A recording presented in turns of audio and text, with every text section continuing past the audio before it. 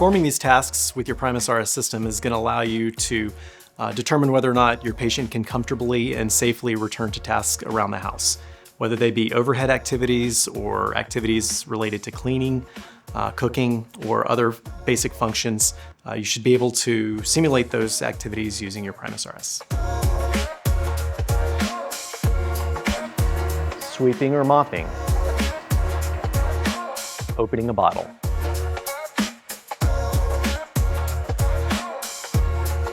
Opening a jar. Stirring or cooking. Wiping a countertop. Overhead wiping.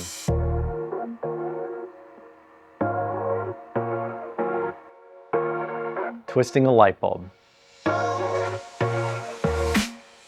Overhead twisting. Using a manual can opener. Using your key to start your car.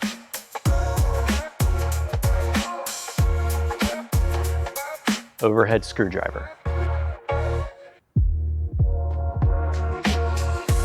Lifting and pouring.